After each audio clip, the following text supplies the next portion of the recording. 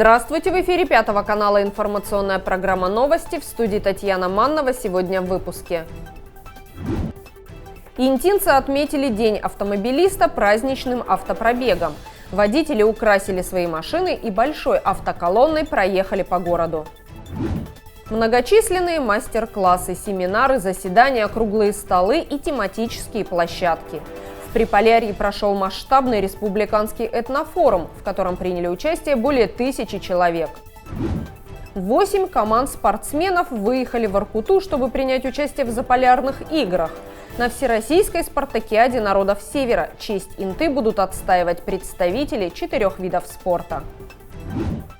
Интинцы отметили День автомобилиста. Накануне праздника состоялся автопробег. Его организатором выступила автошкола ДОСААФ России в Инте. 18 празднично украшенных флагами и шарами машин проехали по заранее определенному маршруту. Точка сбора водителей – уличная территория автошколы. Сюда к назначенному времени стали подтягиваться участники автопробега. Машины выстраивались в колонну, водители и пешеходы общались друг с другом, украшали автомобили. Традиционно, ежегодно мы отмечаем в октябре, последнее воскресенье, День автомобилиста.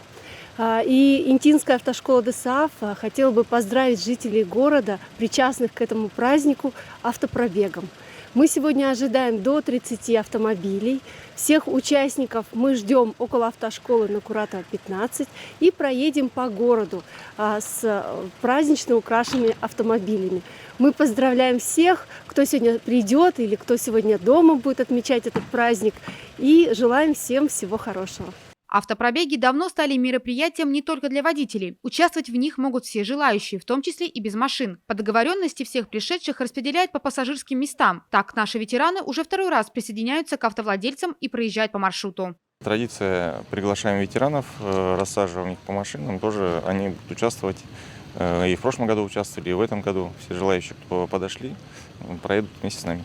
Это интересно, нас возят по городу, мы даже смотрим те места, где мы уже давно-давно не были. Это обычно где-то только по городу так, а на автомобиле вот в том году нас возили, мы смотрели, было очень интересно.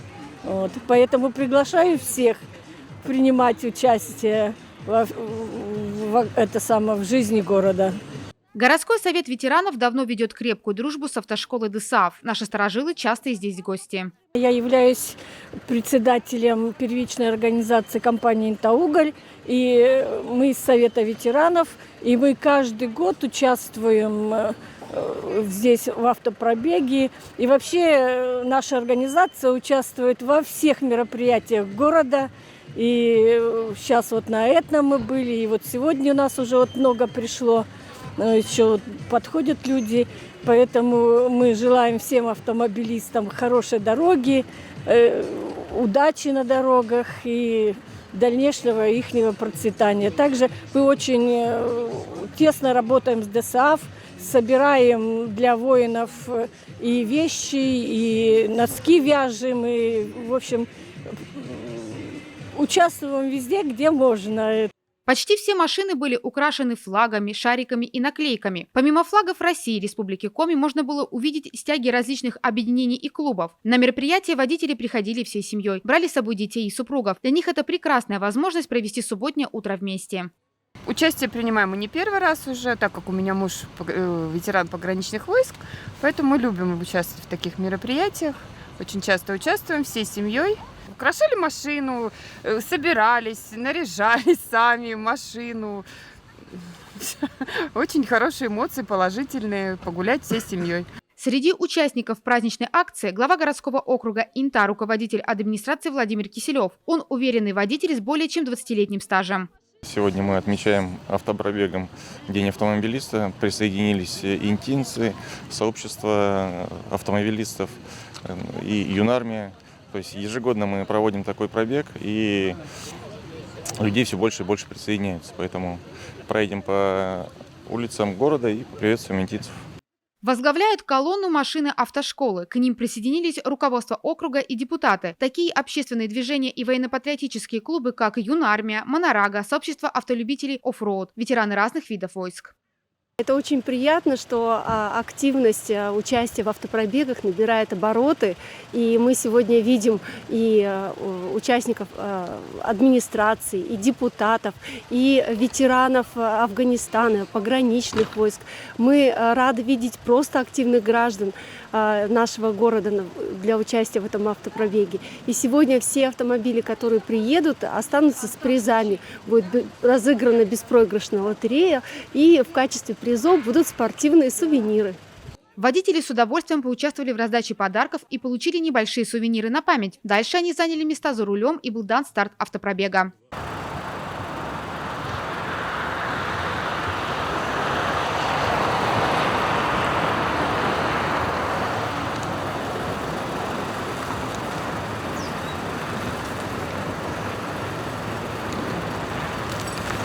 Автоколонна двигалась по традиционному маршруту: улицы Дзержинского, Мира, Морозова, Западная, Куратова и до конца улицы Кирова. На горке машины развернулись и поехали обратно.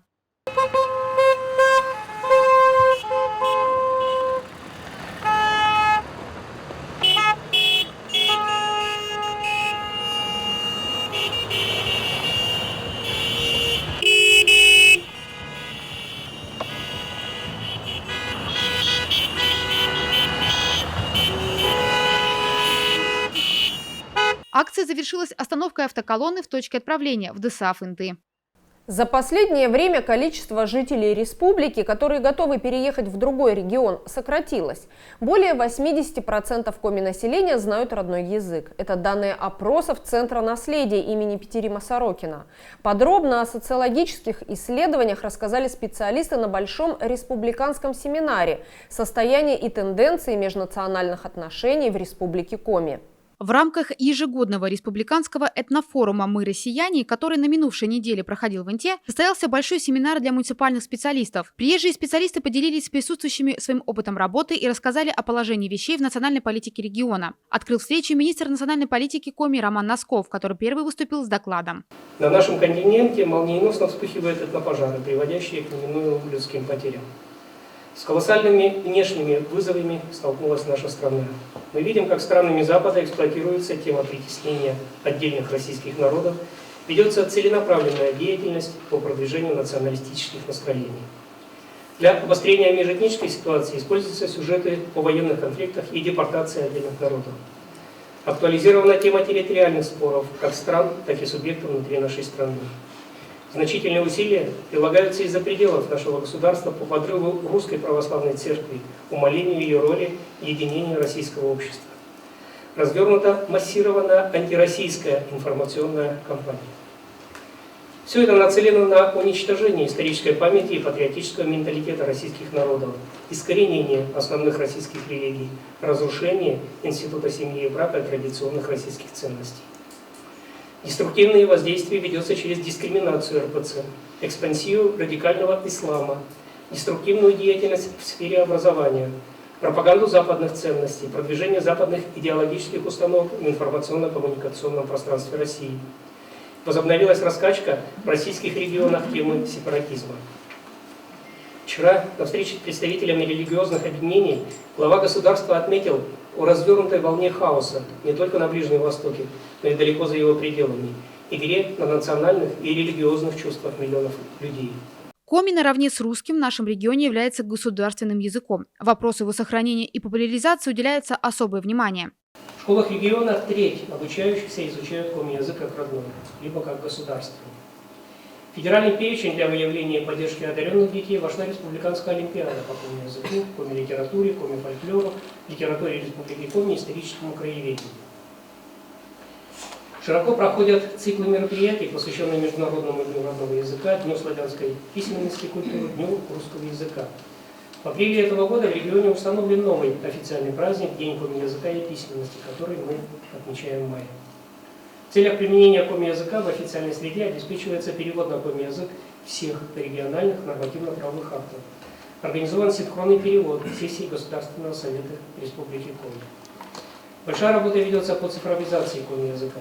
Более 10 лет функционирует Центр инновационных языковых технологий при Доме дружбы народов Республики Коми.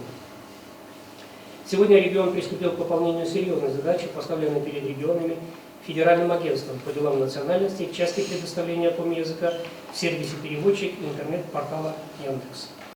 Министр вручил денежные сертификаты по 250 тысяч рублей победителям регионального этапа всероссийского конкурса «Лучшая муниципальная практика». Среди призеров сельское поселение Помоздино, Усть-Коломский район, который победил в номинации «Укрепление межнационального мира и согласия. Реализация иных мероприятий в сфере национальной политики на муниципальном уровне». Отмечено муниципальное образование Усинск с проектом «Северный путь. Дорога к победе», который был начат около 10 лет назад жителями Новикбожа. В его рамках ведется работа по увековечиванию памяти об олено-транспортных батальонах. Муниципальная практика у нас была основана на проекте «Северный путь. Дорога к победе». Вообще это многолетняя работа, и итог этой работы – это вот то, что мы выиграли, эту лучшую муниципальную практику. Она заключается в том, что мы разными способами пытаемся донести правильно историю нашей молодежи, нашему подрастающему поколению, о подвиге наших олено-транспортных батальонов, воевавших в годы Великой Отечественной войны, о тех героях, которые сражались на невидимом фронте, но внесли огромный вклад в нашу общую победу. У нас большая практика работы именно с общественной организацией Совета ветеранов деревни Новикбож, которые стали первоначально инициаторами установки памятного знака воинам-оленеводов в рамках 70-летия победы в Великой Отечественной войны. И вот с тех пор и началась наша кропотливая работа. Далее мы развивали ее путем привлечения нашей молодежи, наших сельских учреждений культуры в различные акции, тематические беседы, классные часы. Затем у нас было подано, наш проект был подан в несколько грантовых конкурсов, и мы выиграли по линии Министерства национальной политики Республики Коми, по линии социально-культурных проектов компании «Лукойл Коми», и привлекли дополнительные финансовые средства, чтобы сделать макет-музей олено-транспортных батальонов в деревне Новикбож. Для муниципалитета это очень большая гордость, и мы хотели бы пригласить всех в наш музей в деревню Новикбож, чтобы все наши жители и гости республики знали о том, что на земле Коми всегда будет сохраняться историческая память о героях Великой Отечественной войны. По итогам последней переписи населения в Республике Коми живут представители 120 народов. Ежегодно Центр наследия имени Петерима Сорокина проводит большое социологическое исследование по оценке межэтнических отношений. В его рамках выборочно опрашиваются более 1300 человек, живущих в разных городах и селах, в том числе и в Инте. Сейчас, именно в настоящий момент, до конца октября проводится новый этап за 2023 год мониторинга. Что это значит? Это значит, что одновременно с 1 октября по всей республике, во всех 20 городах и районах идут интервьюеры. И они опрашивают людей не на улице, они опрашивают по домохозяйствам. То есть они должны прийти в квартиру, показать свое удостоверение, где моя подпись стоит, что это Центр наследия имени Петерима Сорокина проводит. И они должны убедиться, что в квартире есть люди, которые подходят по квотному заданию. То есть у каждого интерьера, представьте, да, всю республику, то есть это не меньше 30-40 человек, которые одновременно должны пойти во всех районах, потому что опрос должен проводиться в достаточно, как можно более короткие сроки. Вот. И у каждого есть свое квотное задание. Сколько мужчин, женщин надо опросить, какими характеристиками они обладают, какого возраста, образования и национальности. Сотрудники Дома дружбы народов Республики Коми поделились опытом работы с детьми и молодежью. Культурное учреждение активно привлекает молодое поколение, в том числе через социальные сети и интернет. Ребенку очень важно себя ощущать частью какой-то группы, да? И когда спрашиваешь деток, они отвечают, они очень легко относят себя к каким-то творческим коллективам, учебным коллективам, каким-то молодежным неформальным объединениям. Но именно вот к какому-то этносу они относят себя в самой последней очередь, а то бывает, что и совсем не относят. Хотя вот как раз-таки вот эта вот этническая общность, она наиболее устойчивая. Если из каких-то учебных, творческих коллективов они выходят постепенно и теряют там вот эту вот поддержку, которая им необходима, то этническая общность с ними, этническая вот эта вот поддержка, она с ними на протяжении всей их жизни. А когда ребенок получает вот эту вот поддержку, ему становится интересно изучать историю своей семьи, историю своего народа. А если он изучает историю своего народа, то по-другому никак не получится, он будет изучать историю и других народов, которые живут по соседству. За год в нашем регионе проведено более 3000 мероприятий этнической направленности. В каждом муниципалитете имеются специалисты, курирующие данное направление. На второй день фестиваля их ждала практическая часть семинара, где отрабатывались модели поведения при различных конфликтных ситуациях. 19 спикеров, 165 участников, 12 муниципальных образований, 880 детей и подростков были задействованы в масштабном республиканском этнофоруме «Мы россияне», который проходил в Инте на протяжении 2 дней. В рамках мероприятия, приуроченного ко Дню народного единства, в Приполярье было организовано огромное количество встреч, семинаров, тематических игр и конкурсов. Большая команда экспертов, посетившая Инту, провела цикл образовательных, познавательных, творческих площадок, где объединились не только специалисты в этносфере, но и активная молодежь и общественность. Министр национальной политики республики Роман Носков, возглавивший делегацию на итоговом заседании, отметил важность добрососедства и взаимного уважения народов, живущих на коми-земле, в поддержании мира и согласия, сохранения исторической памяти и укрепления духовно-нравственных основ нашего общества. В завершении республиканского этнофорума спикеры поделились впечатлениями об Инте и мероприятиях, которые они проводили для горожан. Я сотрудник Дома дружбы народов с отдела реализации государственной национальной политики. Мы проводили мастер-классы по изготовлению маленьких кукол-скруток оберегов и также проводили финно-угорские игры. Хотела бы выразить большую благодарность всем преподавателям в школах, которые нас встречали.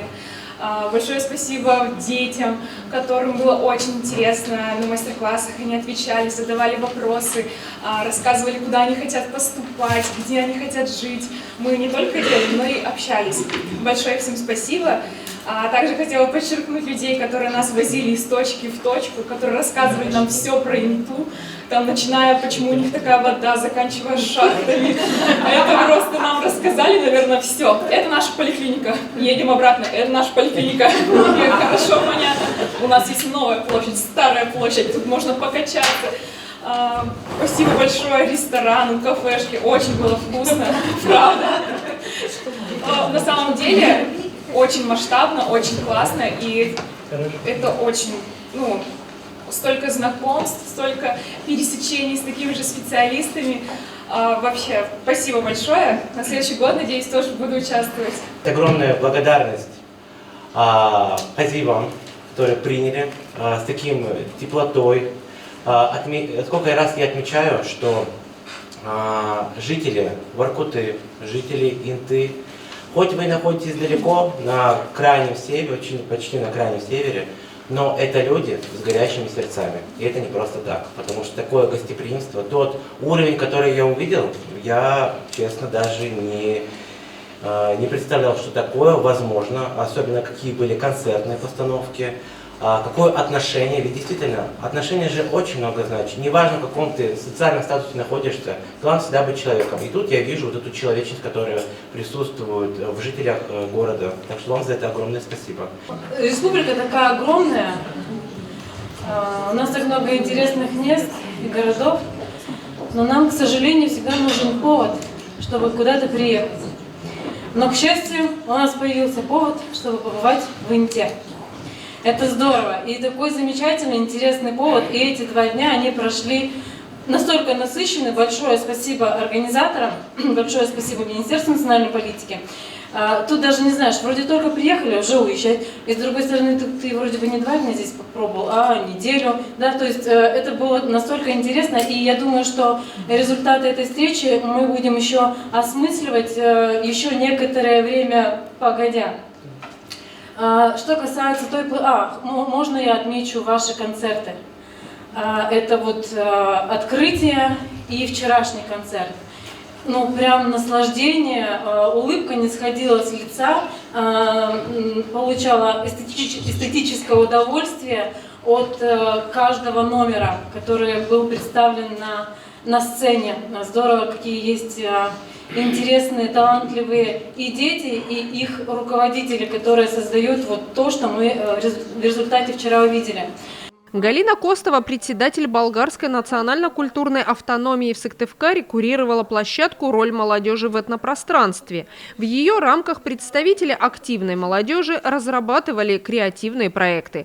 По итогам 2 дней модераторам-экспертам необходимо было выбрать лучшую из 5 презентованных идей. Самой оригинальной и актуальной, по мнению судей, признана работа студентов Интинского филиала Воркутинского арктического горно-политехнического колледжа. На реализацию проекта молодым людям вручили сертификат на сумму 100 000 рублей. Мне было интересно наблюдать за изменениями самих команд. То есть вчера это были одни люди, да, которые получили какую-то информацию, задумались, ушли с чем-то, с кем-то возникали у нас какие-то вопросы. Иногда я задавала вопросы в обсуждении их проекта. У меня было ощущение, что я их ввожу в ступор. Я говорю: ой, нет, я не хочу ломать вашу схему, но я просто задаю вопросы, как вы это в дальнейшем видите. И каждый вопрос им задавал темп на размышления о своем проекте. Хочется сказать большое спасибо, конечно же, принимающей стороне. Ездим мы немало, и здесь нас встретили очень хорошо, очень тепло. Спасибо вам большое.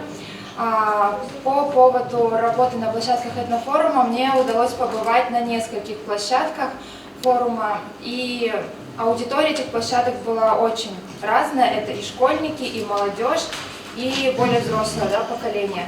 Что касается деток, детки нас, вот наш десант не даст соврать, детки нас принимали очень тепло, очень радушно, слушали с широко открытыми глазами, интересовались, задавали вопросы. Я думаю, что все занятия, все уроки не прошли даром, и у деток, ну, что-то все равно вот в душе деток мы затронули, да. Что касается площадки «Роль молодежи», да, проекты действительно были все очень разнообразные, все достойные. Выбрать было из чего, на самом деле. И по поводу вот семинара с муниципальными образованиями,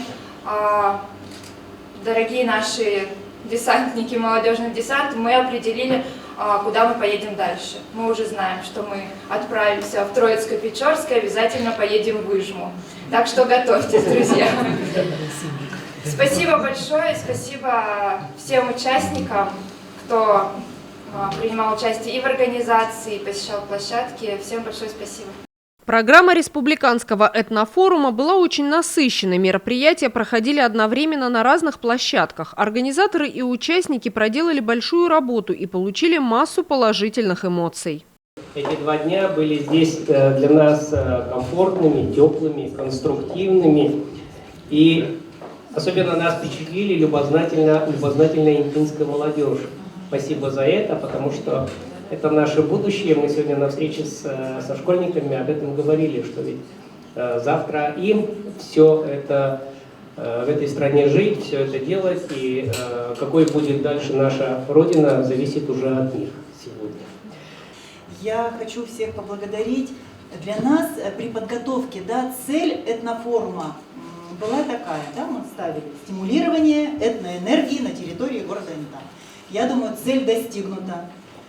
Энергия застимулирована, мотивации все выполнены, да, все мотивированы, и дети, и молодежь, и старшее поколение. И я хочу от всего сердца поблагодарить всех организаторов наших интинских, потому что команда у нас очень сильная. Мы очень старались. Мы делали все это с огромной любовью, с огромным душевным порывом. Мы очень вас ждали. Мы уже любили вас тогда, когда вы должны были приехать. Залюбили здесь окончательно. Вот, поэтому я от всей души благодарю нашу интинскую команду. Я думаю, что не зря выбрали именно наш город в этом году для проведения этнофорума, так как у нас те, кто побывал сегодня в нашем музее исторических политических репрессий, они поймут, что город с тяжелой судьбой становления, так скажем, он изначально состоял, так скажем, первые его жители были жители дальнего и ближнего зарубежья, я могу сказать. Ну, то есть, и далее потом, когда шло освоение угольных месторождений, в наш город приезжали со всех концов страны. Со всех, это буквально. То есть я вырос в этом городе, у меня как бы друзья есть и евреи, и азербайджанцы, и, ну, то есть, и они здесь тоже выросли, вот что самое интересное. Хотя город не настолько старый, город сравнительно еще по российским меркам очень молодой. Поэтому всем участникам большое спасибо, что приехали, большое спасибо, что поработали с нашими организациями и коллективами. Я надеюсь, не последний раз. Я в Инте впервые. Удивлена, приятно удивлена, поразил. Правда, что прием, отношения. Эти женщины, чудо-женщины, я могу их назвать, которые встречали с поезда, начиная с 5 утра и весь день, правда, и все дни были с нами. Им огромное спасибо отдельное. И вообще, зовите, правда, еще. С удовольствием приедем. Мы сегодня были в вашей башне, как нам все понравилось. Это нечто было, просто тоже экскурсия. И сам город. Спасибо огромное еще раз. Мы, многие, кто приехал сегодня с нами в делегацию из Усинска, были здесь впервые, и мы поражены, самое главное, большим, огромным, таким просто безмерным количеством теплоты, которая исходит от каждого. Независимо, это организатор форума или человек, который идет просто по улице. Мы вот сегодня шли, спросили, а как можно пройти в Центр национальных культур?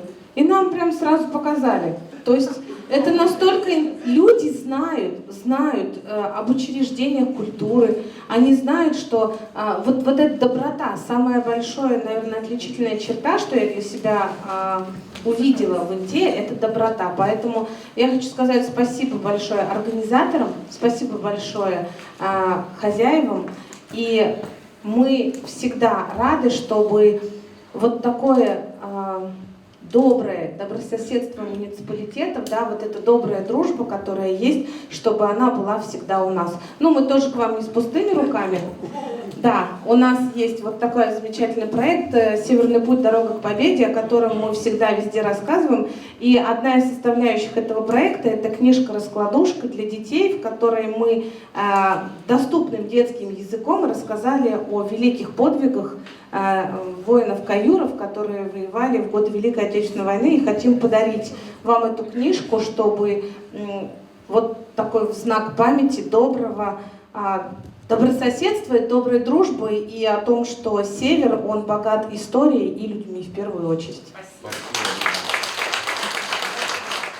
Республиканский этнофорум проводится уже более 10 лет. В этом году одной из главных площадок стала Инта. В Приполярье приехали представители практически всех городов и районов Коми. Для каждого муниципалитета региона актуальны обсуждаемые вопросы, ведь здесь проживают представители разных народов. И сегодня стоит задача укреплять межнациональный и межконфессиональный мир, сохранять и передавать подрастающему поколению богатое культурное наследие. Для Интинской центральной городской больницы приобретут новый передвижной цифровой рентгенаппарат. Соответствующая заявка размещена на портале госзакупок. Начальная стоимость поставки аппарата составляет 9 миллионов рублей. Заказчиком закупки является Министерство здравоохранения Коми. Интинская больница будет обеспечена новым рентгеном в рамках развития центров экономического роста, субъектов, входящих в арктическую зону Российской Федерации. Поставщик должен поставить передвижную цифровую диагностическую рентгеновскую систему общего назначения для Интинской ЦГБ не позднее 15 декабря этого года. Организации, желающие принять участие в электронном аукционе, в срок до 8 ноября могут подать документы. 10 ноября конкурсная комиссия определит подрядчика, с которым будет заключен договор. Интинские юноармейцы участвуют в республиканском молодежном образовательно-практическом сборе, который проходит на базе центра Гренада в Сыктывкаре. В рамках профильной смены «Учись, действуй, побеждай» ребята усердно тренируются, встречаются с ветеранами боевых действий, отрабатывают навыки военного дела.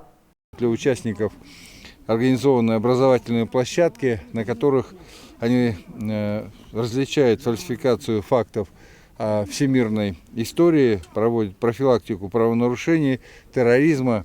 Ну и образовательный семинар подготовлен для руководителей военно-патриотических клубов, кадетских классов, объединений и для людей, которые занимаются молодежной политикой нашей республики. На площадке FireTag инструктором работает руководитель Федерации военно-тактических игр в Ухте Максим Анатольевич Хлобыстов, отец первого героя Республики Коми Анатолия Максимовича Хлобыстова, погибшего в ходе специальной военной операции. Максим Анатольевич продолжает заниматься патриотическим воспитанием молодежи и делится своими знаниями и опытом. Ну и, конечно, для ребят очень важно, что отец героя Республики Коми вместе с ними на сборах проводит обучение, рассказывает о том, как нужно готовиться, как нужно вести себя во время военной тактической операции. Конечно, этот опыт очень важен. Ну и активное участие в организации проведения республиканского сбора принимают участники СВО, ветераны боевых действий. Я думаю, что совершенно точно, вот я сегодня общался с ребятами, они очень, как сами говорят инструкторы, очень хорошо подготовлены, очень такой, знаете, настрой на работу, настрой на учебу, именно на учебу тактическим дисциплинам. Ну и полученные знания здесь, конечно, ребята дальше будут транслировать в своих учебных заведениях, в своих подразделениях. И точно совершенно, сегодня я об этом сказал, очень важно на каждом этапе взросления, а это именно такой сегодня этап у ребят, получать тот объем знаний, который поможет в будущем стать действительно реальным защитником Отечества. Кто-то будет это делать в строю с оружием, а кто-то будет точно так же воспитывать новых ребят, новое поколение. Но делать это будет с пониманием, понимая то, что он в свое время прошел такую подготовку. Ребятам за 5 дней предстоит узнать много нового и пройти учебные блоки, в которые входят строевая, тактическая, огневая, военно-медицинская подготовка, а также знания и умения по радиационной и химической защите. Практические занятия помогают юноармейцам научиться работать в команде, развивать стратегическое мышление и эффективно применять свои навыки в реальных ситуациях. Здесь проводятся показательные выступления, на которых участники демонстрируют свои навыки и умения. Министерство обороны России объявило о старте военно-патриотической акции «Пишу тебе, герой». Принять участие в ней могут школьники, студенты колледжей и вузов, представители молодежных общественных организаций, воспитанники военно-патриотических клубов и объединений. Защитники ждут наших писем и поддержки. Для участия в акции необходимо подготовить поздравления военнослужащих с Днем народного единства, Днем героев Отечества и другими знаменательными датами. Письма отправлять на адрес 103 400, город Москва 400 с пометкой «Письмо солдату». Отправка писем бесплатная. В Воркуте стартовала всероссийская спартакиада народов Севера России «Заполярные игры». Соревнования проходят в рамках реализации федерального проекта «Спорт. Норма жизни» национального проекта «Демография». В программу спартакиады этого года вошли 16 командных и индивидуальных видов спорта.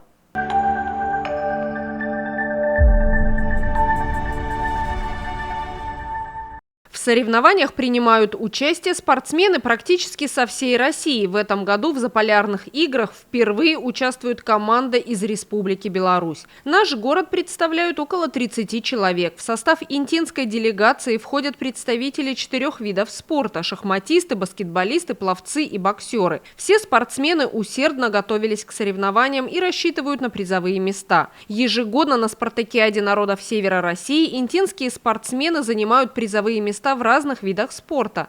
Тренеры уверены, что планка не будет снижена и в этот раз все выступят достойно. 26 октября состоялось открытие 23-й Всероссийской спартакиады народов Севера России «Заполярные игры» памяти Игоря Леонидовича Шпектора. Наш северный город представляет 8 команд по 4 видам спорта. Это шахматы, команда взрослых, команда деток, баскетбол, 2 команды, мужчины и женщины, бокс выступает у нас как юноши, так и мужчины, и плавание, юноши, девушки, мужчины, женщины. Первыми традиционно открывают участие в Заполярных играх наши шахматисты, у них уже есть успехи. С 26 по 29 число прошли их соревновательные дни. Мы рады поздравить команду юношей с 3-м местом, команду девушек с 3-м местом. Немножечко не хватило буквально сотых балла нашей взрослой команде, но они соревновались с очень маститыми спортсменами из города Сыктывкара. И я считаю, что 4-е место – это достаточно высокий результат среди такой конкуренции. Следующими у нас выезжает команда по боксу сегодня буквально. Они также будут представлять наш город.